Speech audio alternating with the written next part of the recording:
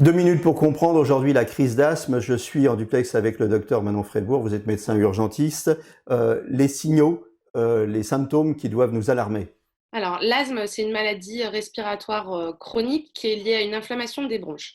La crise d'asthme, elle correspond à une aggravation subie des symptômes de l'asthme, c'est-à-dire des difficultés à respirer, une toux sèche par exemple, une sensation d'oppression dans la poitrine, une respiration qui devient sifflante, particulièrement à l'expiration, et des difficultés à parler, à s'exprimer. Quand c'est la première fois qu'on a une crise d'asthme, on ne sait pas ce que c'est, ça doit être très très angoissant. Oui, alors la crise d'asthme est génératrice d'angoisse pour le patient, pour la victime et aussi pour l'entourage. La conduite à tenir. Alors, la conduite à tenir, c'est de maintenir la personne tout d'abord dans la position dans laquelle elle est la plus confortable. C'est une position qu'elle va souvent adopter d'elle-même, une position demi-assise ou assise, et de lui administrer, si la personne est asthmatique, ses traitements habituels, qui sont souvent des traitements aérosols. Si c'est la première fois, elle n'a pas de traitement, alors qu'est-ce qu'on fait? Alors on appelle les secours. Oui, oui, il convient d'appeler les secours assez rapidement parce que la crise peut s'aggraver et certains signaux peuvent nous alerter. Je suis asthmatique, est-ce qu'il y a des choses dont je dois me méfier? Est-ce qu'il y a des facteurs déclenchants? Oui, tout à fait. Alors, il y a plusieurs facteurs déclenchants.